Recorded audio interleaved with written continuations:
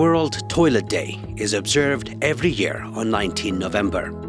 It is a day where nations reflect on the measures they have taken to tackle the global sanitation crisis and achieve Sustainable Development Goal 6, water and sanitation for all, by 2030. This year's World Toilet Day 2022 campaign is being held under the central banner Sanitation and Groundwater, making the invisible visible, and focuses on the impact of the sanitation crisis on groundwater, which is the world's most abundant source of fresh water. In Eritrea, the day is marked at regional level, 35 kilometers from the capital city Asmara, in Zagr village of Saraja subzone, Ma'kal region. The village of Zagr occupies a center stage in the history of Eritrea's struggle for independence, as it hosted the early gatherings of the revolutionary movement that persevered until the dawn of the nation's independence in 1991. Although now renovated and modernized, it is in the same venue that the celebration is taking place today. Addressing a full house, among which included Mr. Shaheen Nilofer, Governor of the Central Region, Mr. Andebrhan Tesfatsyan, Director General of Public Health at the Ministry of Health, and invited religious leaders and guests. أبدي تتكاملت عيني مدري سريت تحت بيتاوي ماي يوحس بزبل تيما.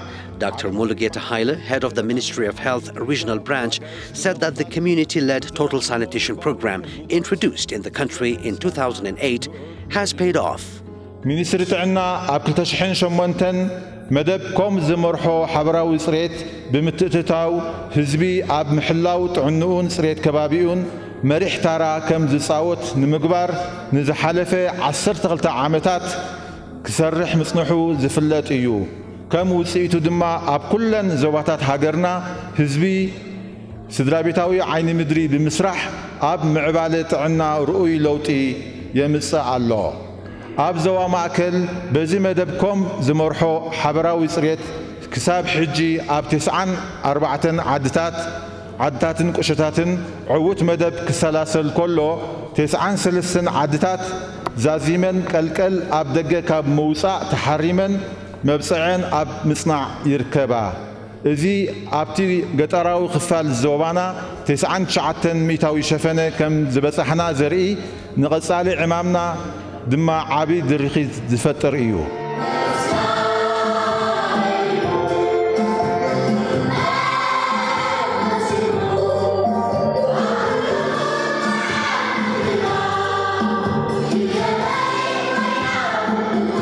تتقامنا عين مدري خنزارب كلنا بزعوات عنا نزارب لنا بزعات عنا خنزارب كلنا بزعات حبرتسبي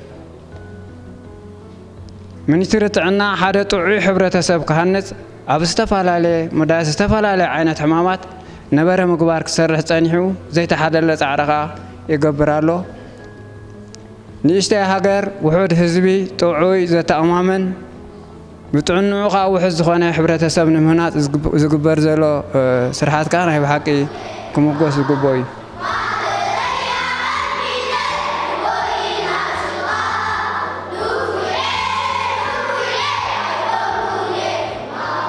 كاب حاميم كحكمنا تخلاخيل كاتعنا ذل مريح جرحوا مسيرتنا مركز بالمقبار من حدار نزواس رجع كوميتيتات بمقامن هزبي نهزبي حيال قوسقاس بالمكادم قوم زمرحوا عين مدري عم مسرح هزبي قبول سرح سرح وقبرل صناع حيال زعري هزبي بعقم يدولون مسارحا نزل معوات كرابارة صناعي نزواس رجع أبدلنا 17 معدار كابيتات 18 عدتات نزل مدبي نمعوات كابتشان شعتن جميرو سرحلو صنع خينو أبتشان أسرانكتن ذا وجد بلدا وثيقنا أبدا حلف عامت كبر بالصنع تعلم قصباسن أبدا جزازي 150 شفنا الذي لنا عين مدر متكام مرايات صفوفن معبولن حبرة سبيو ومو يزمنه الزوانات تتقامنتون كبابي الذي أكاتامي كعبي بالكبابي اللابو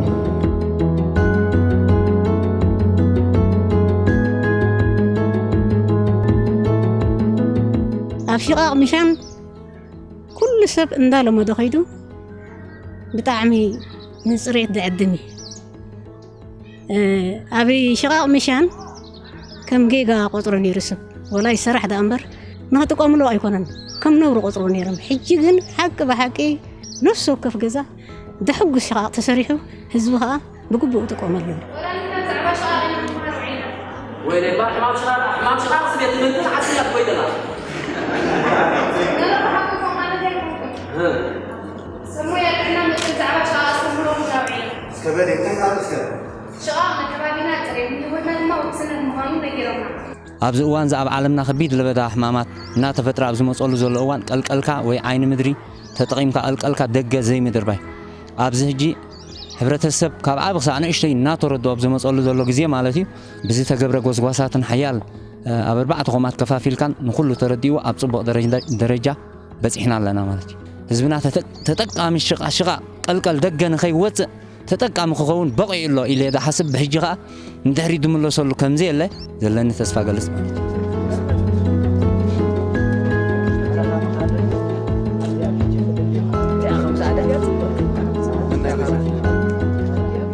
أبونا بحقوقاتنا جميل كاس شقاق فلت نجار يكون نيرو خمزي دقة وتيخات شيئين زخانة نجارنا كتما نجار جرنا ينان وزنيرنا عزلو مجزيجين شعسي ستاريته كم تشماسي ستاريته أب دقة توتصي كم زنور نجار تقعد إيريلومي دقة توتصي بيلا قلعتنا حدا وجلو ينام حزام أب شاغنا أتو تقوم لالو تعميا أقداسيت نجار هجها صبغنا قلقلوا لنا بليكوات سرح بتشقاديو بليكوات تمصيديو كل نجار زي سرح شاعدي أتو جزايلا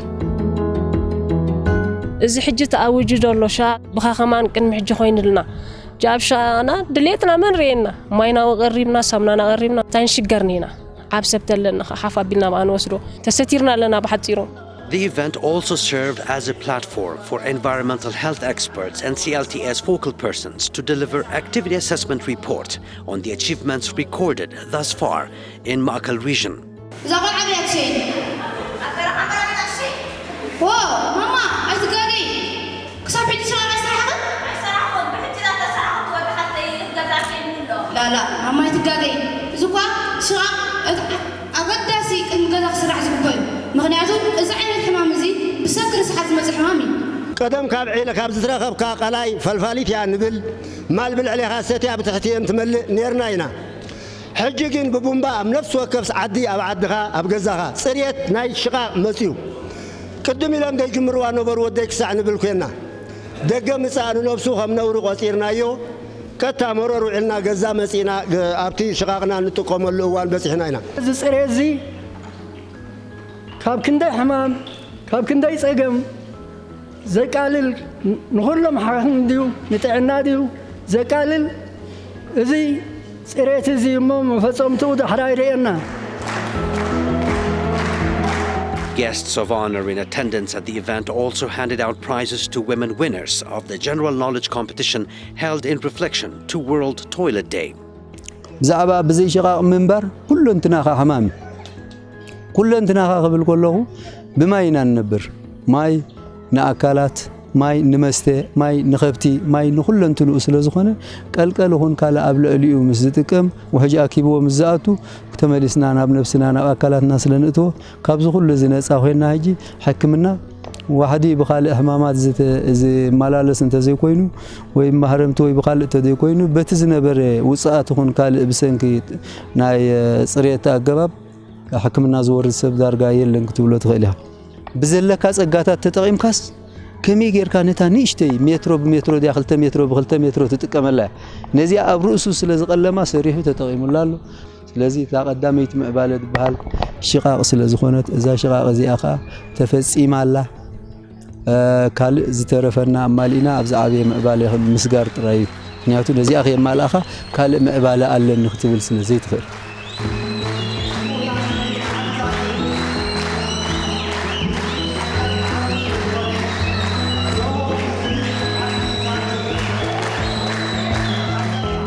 World Toilet Day has been observed for its 9th time at an international level and for its 3rd time at national level in Eritrea.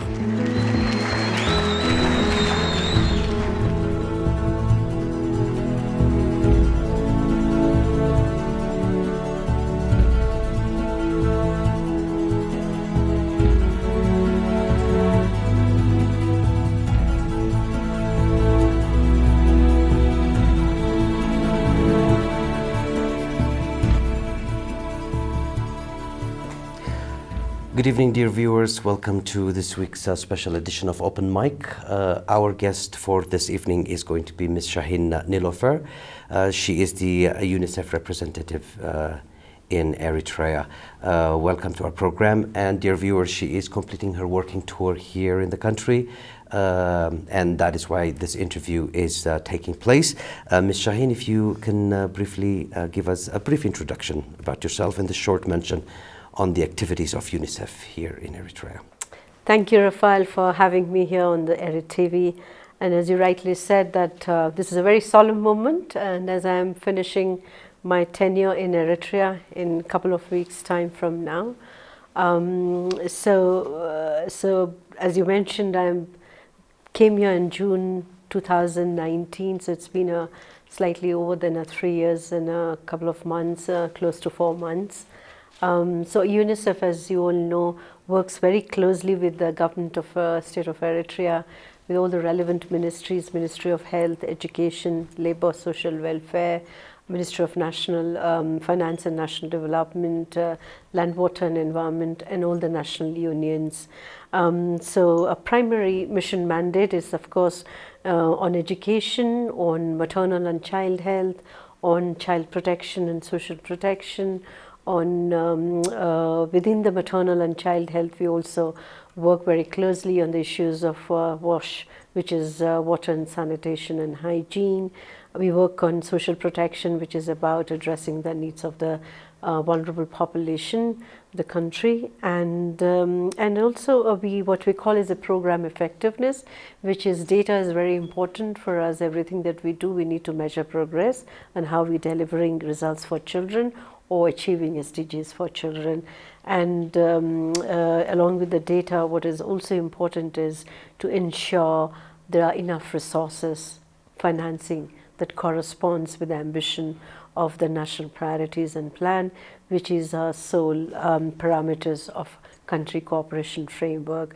So primarily on data, on partnership, on resource mobilization, on and on supporting communities, on social and behavior change communication, what we call this program effectiveness. So overall, the partnership over the successive 5 country programs has been to advance countries' achievement of their progress on delivering results for children and women. Okay. Ms. Shaheen, I want to focus more on the reflections of your tenure with UNICEF Eritrea and moving on the agenda in delivering the SDGs for children. How do you see Eritrea making strides on some of the key child-related indicators and where it needs to invest and accelerate actions for delivering results for children? And what key milestones are you proud of? I have many reflections to share, primarily about Eritrea's story. Having been in here for, as I mentioned, for more than 3 years, it is a first-hand exposure and an understanding of the context where we operate, because context is everything, and stories must be told. Stories must be told in a right manner, because stories do sway people. They do influence the way the policies are made, the politics, and the way the world order is being shaped. So the narrative that is important to be told to the rest of the world is about how Eritrea is making strides on some of the key critical indicators of the children that UNICEF is concerned with and is working with close partnership. One of the most important reflections that I've seen in the recent year is Eritrea's ability to engage externally much more vociferously in the recent months in the year. We've seen Eritrea's engagement in the high-level political forum recently in July 2000 this year in New York. That's a global platform where Eritrea presented its voluntary national reporting. That's about telling the story where Eritrea is, although the mandate was about SDG 3 and 13, but it also reflected on other SDGs on how Eritrea is measuring up to on delivering on its commitment. Very recently, on the sidelines of the UN General Assembly, we've also seen Eritrea's participation and engagement in the Transformative Education Summit, and the first time Eritrea presented its national commitment on transformative education for children. Why am I saying this? It's important to tell that Eritrea does not shy away from telling its story when the time is ready, when it knows that it has something substantive to contribute to the global landscape on the SDGs for children. And I think that time is ready now. It has always been on track in terms of the SDG 3 and SDG 13, but it did not necessarily think about talking without necessarily working on what it believes and it committed to. Your query about in the milestones that we've seen Eritrea making its strides. The role of the United Nations, and more particularly because I'm talking as a representative for UNICEF, our ability to respond to the context and our ability to respond to the needs on the ground is derived from and is determined by the Eritrea's national priorities and plan. We respond to the national priorities and plan. So if you talk about in the past few successive country program and where we are here today, we've seen that the under 5 mortality among children was reduced by 74%. We've seen a reduction of about 68% of infant mortality rate. We've also seen that neonatal mortality has been reduced by 49%. This might seem to be statistics, mere statistics that we are measuring up to it. But what is important is, given the constraint and the challenges the country has seen, not just in 30 years of its liberation struggle, but post-independence, it has been on the forefront of its priority commitment, whether it is education, whether it is health, whether it is essential social services. Most of the developed countries in the world that we've seen are struggling with education sector budget, which is still below 9 to 8% or 10%. In Eritrea, what is commendable is, despite all of its oddities and challenges, it has about 14.9% of its domestic budget committed for education, and it aims to increase by 20% by 2025. And that's a phenomenal record, where Eritrea's contribution, not just in terms of financing the priority commitment that every child has access to school and access to quality learning outcomes, but it is also about corresponding financial allocations that it decided to invest in, and that is about walking the talk. And as we know that Eritrea's stellar performance on immunization rate, you've seen in the region, which is Eastern South Africa, Eritrea is one of the very few countries which has over 95%, although technically it is about 98%, where routine immunization under 5 is very good. We know we need to bridge the gap, there's no child is left behind. As much as we said that neonatal mortality has been reduced by 49%, but we know that neonatal mortality contributes 50%, close to 50% of under 5 mortality. So therefore there's a lot needs to be done still on that particular thing. Eritrea is making progress on undernutrition, addressing malnutrition among under 5 children. Recently they came up with this accelerated high impact nutrition strategy, where it talks about multi-sector intervention. We have a proposal that is sitting in with the government for consideration, is about reviving the DMK factory in Eritrea in Dekamhare, where Eritrea should be in its position to start making domestic production of flour fortification that did not necessarily be importing from other countries. So I'm sure Eritrea's capability to be able to address its problem through domestic solutions that it has to offer. We've also seen that Honorable Minister Health had made a declaration for open defecation free Eritrea by December 22. We're almost there. There's about a 10% which is to do with the urban sanitation challenges that needed to be bridged. The ministry is considering whether it still be able to achieve ODF-free Eritrea by December, or it would, you move the goalpost by mid-2023. But the fact that the rural sanitation is as close as 90% is a huge achievement for Eritrea. Coming to education, again, we've seen, an increase in enrollment in primary sector enrollment.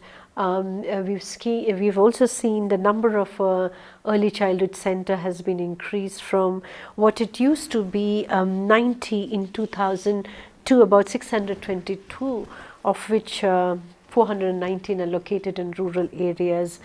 What is still concerning is the accessibility to pre-primary education, which is ACE, is still about 20.9%. So even though we say that domestic expenditure on education sector is 14.9%, but there are still certain areas of concerns that we need to still work on, and we believe that we should be able to accelerate action on the same. While there has been an increase in access to primary school education in terms of enrollment, despite the COVID-19, we have not much seen any drop in the school enrollment rate.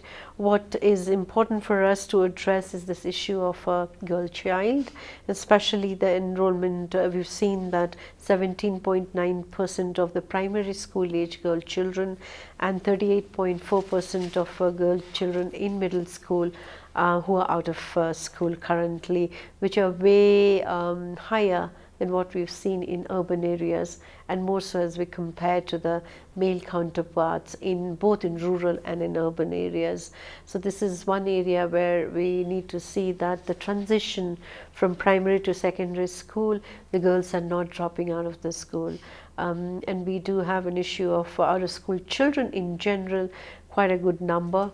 And the country and the ministry are working very closely.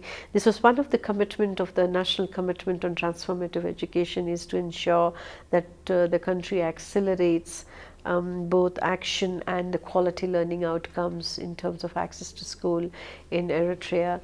Coming to where we need to invest, and as I've already alluded to the fact that we need to do a lot more better on addressing the issue of neonatal mortality that contributes to 50% or close to 50% of under 5 mortality.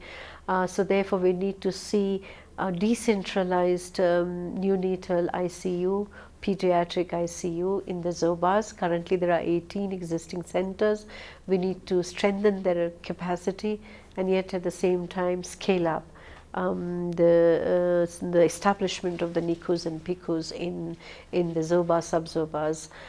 Secondly, we also need to ensure that how do we bridge the gap for community-based service delivery, more importantly in the health service delivery. So therefore, something that I'm very proud of the country's achievement is the barefoot doctors. We're currently about 121 barefoot doctors who have been selected through a rigorous process across the length and breadth of the country, who are basically are a kind of a conduit between the basic health centers and at the community level, at the doorsteps, are able to deliver on the health services.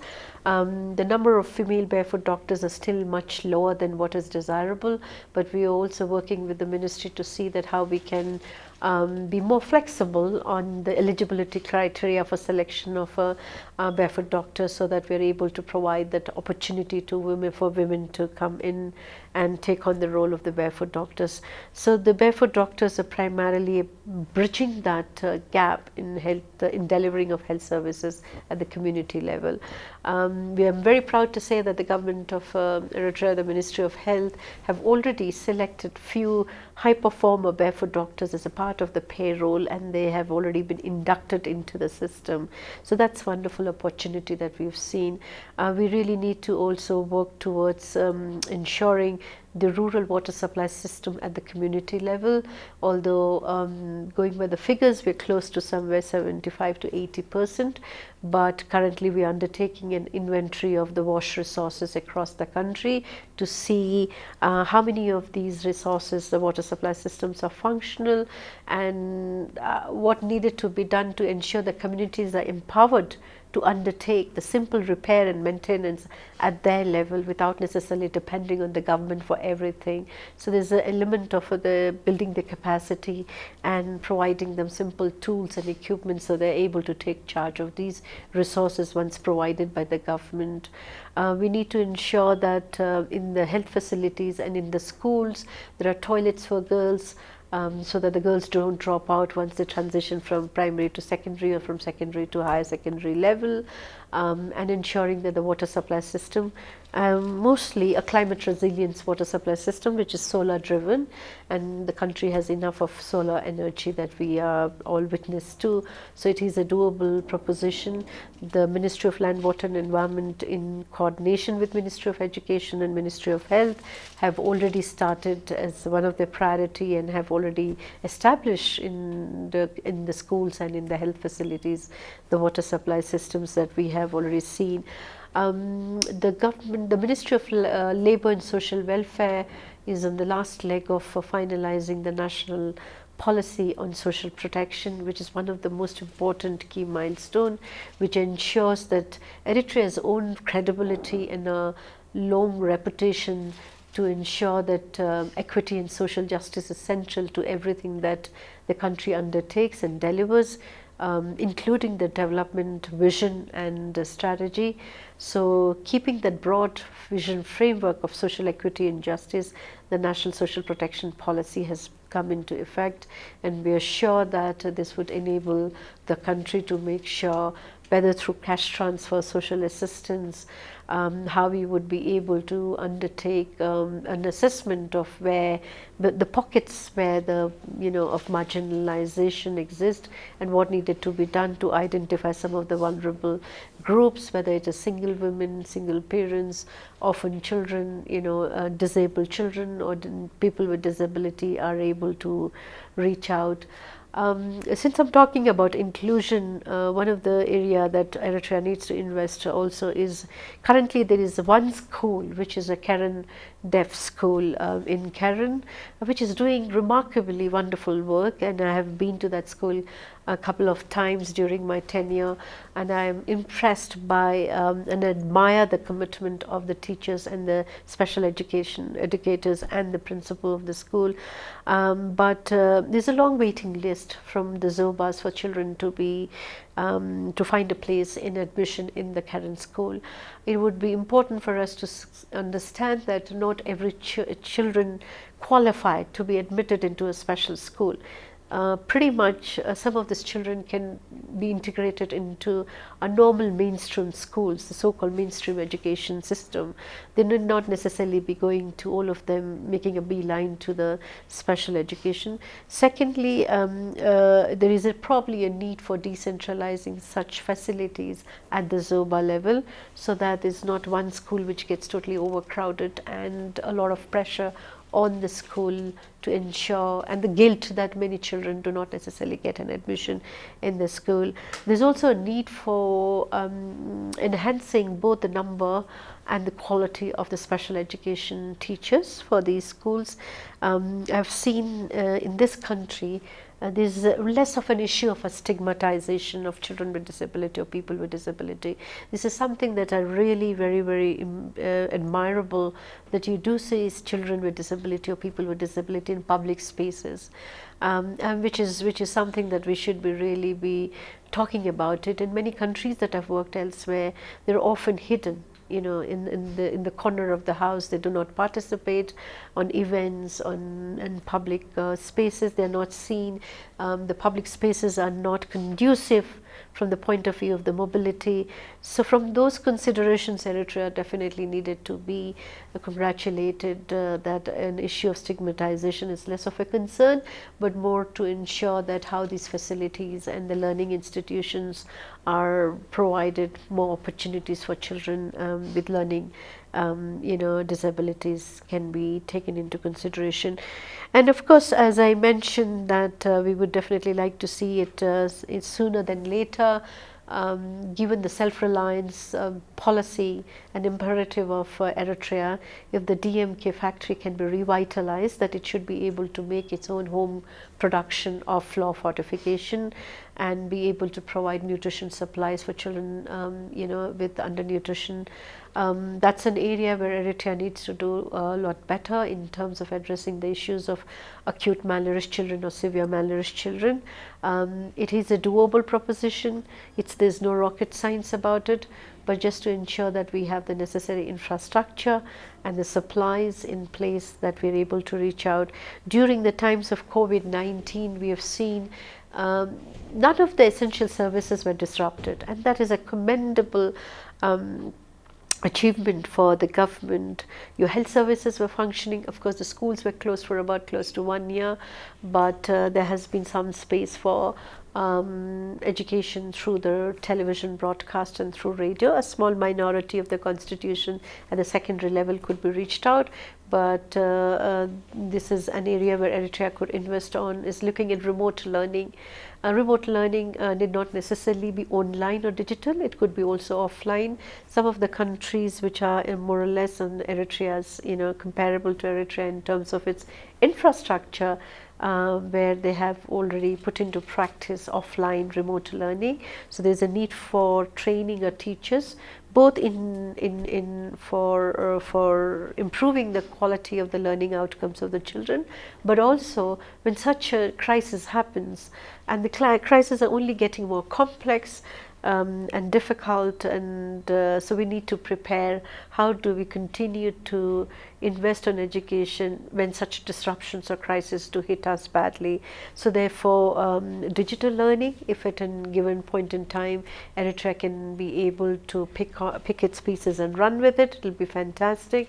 Then it is a doable proposition as well. But for the time being, we need to invest on the remote learning as well, making sure the learning outcomes are comparable to the rest of the world. We need to invest on teachers training. And of course on FGM, which is a female genital mutilation, we have able to make 20% of the 500 high burden villages free of FGM, but it has taken a long time. 20% in the last 8 years. We have 8 years down the line, and we have a huge burden to address the FGM. We understand that there is a need to have a stronger surveillance on the border, because in Sudan or Djibouti or elsewhere, where communities can easily go and cross over and get the child mutilated on FGM. But we need to make sure that we have enough systems in place. There is a policy, there is an act already which is about eliminating FGM in country. We need to see that especially in zones like Southern Red Sea, has there been an impact of a COVID-19 resulting in more children, girl child dropping out of the school, and therefore a spate of an increase in underage child marriages. We don't know yet. There's no data that is available. Data is an important determinant factor. The Vienna has already, tells the story that we've been able to produce, because we have a very good routine administrative data from Ministry of Health. But we don't necessarily have the data available, recentness of the data, disaggregated data that should be able to tell the story with confidence and with evidence, which is very, very important for us if we needed to be engaged with the global level, whether it is SDG and yesterday it was MDG and tomorrow it could be something else. So it is a doable proposition, and I repeat that because of its size, but also because you have a very dedicated and a committed in functionaries, very efficient at the sub-zoba level, at the community level. One of the key reasons for the success of the implementation of the program in Eritrea, because it has a very strong community institutions which subsidize a large part of the implementation by the federal or by the Zoba level functionaries, because the community institutions do make sure if there is a program on inclusive children be assisted, or there is a program with respect to children are back to school, they're the ones who monitors. and they are the one who talks to the parents and to the rest of the community the importance of the education. So to a large extent, it is the credit goes to the very strong community networks and institutions that I have seen in Eritrea. What are the key drivers of change, would you say? And what is your views about why or how change happens as we see results for children or women? You have a very strong, efficient, capable and competent functionaries at all level. What also matters is the leadership at the Zoba level. The governor of the Zoba that I have seen, have interacted with, is the top of everything. Knows everything, what works, what doesn't work, is interested, is to engage with all the functionaries, takes talks of if things are not necessarily moving, does the liaison with the central level, ministry level functionaries. So there is a leadership, strong leadership, that also matters most. We often feel that if children are not going to school because there's not much of the interest of the community or the families to send the children to school. But I think that has dispelled the myth.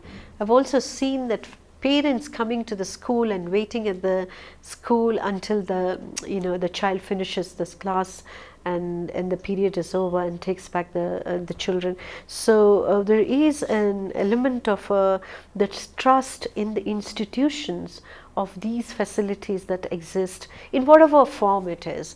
I would wish that the country does accelerate its action in terms of ensuring school infrastructures are provided everywhere. Financing is not an issue, as I understand. We do have the Global Partnership for Education Financing, which is a flexible funding here. So coming back to the drivers for change, I also feel that the ministries that I have interacted and we partnered with are very much aware. So it's not just about having a vision that is adequate.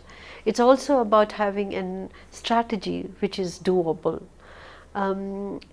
It's also not enough just to have a strategy and a plan. You need to have financing and a costing that corresponds to the ambition of the strategy and the vision that you're able to deliver with it. So there's the lot of investment that comes from the government, being the ownership that lies with the government, being on the driving seat, but there also the financing that UN and others could mobilize, which is very important to be able to make those catalytic changes that we've seen on ground.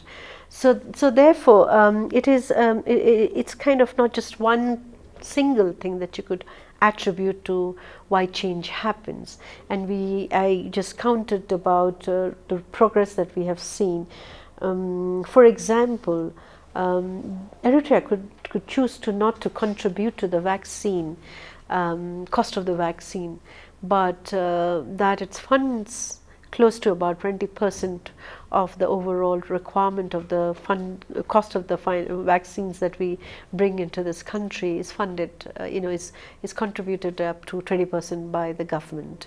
And these are the vision, but the vision which is backed by a commitment and is reflected through its action. So it's not just mere commitment per se, because we've seen many of such global platforms, they make pledges. Once the meeting is over, you don't know the pledges translating into action. Here you see the action, and then you understand that there was a commitment behind those actions and pretty much a priority of the government. So the narrative that is very important for us to tell the story to the rest of the world, that's why I believe in the power of telling stories, is because I have seen what change means here. I've seen what results means here for children. I know there's a lot needs to be done. I've been to many field day locations, and I'll talk about it subsequently, but I do understand SDG 2030 should be a doable thing for Eritrea on many accounts. We are there. All we need to do is less on transactional nature of our partnership and more on actually accelerating our actions on it. Why am I saying this? For example, there is an intent there to be able to deliver results for children. The intent is backed by all of this policy, all of this strategy and financing of it. But the more we invest on the processes part of it, we lose the opportunity to be able to deliver results for children. And that becomes a lost opportunity. And you're putting in doubling the efforts to, repairing that. So therefore, I think as much as the children in Asmara have the opportunity to have the finest of the school infrastructure, and I believe the children in Habero Sada or in Filfele should also be having the minimum roof over their head and a basic bench and a table to sit and in a blackboard that the teacher can teach, and the opportunity to able to build the capacity to be able to brush up their knowledge should be there. So therefore, these are small investments. These are not rocket science. And we know that we are ensuring that no child is left behind. The children who are from nomadic communities, the children in the remote areas who have not had the opportunity of the parental support during the COVID-19 closure time. We understand that if these are the investment that we can think and foresight, what are the, how the horizon looks like in 2 years time down the line, in 5 years time down the line, and start working towards those scenarios that we needed to be prepared for. So our children deserve to be competing in the rest of the world in maths and language and science. And if I interact with them, I'm amazed by their ability and their knowledge and their anxiety, curiosity to know, to learn about what's happening to the rest of the world.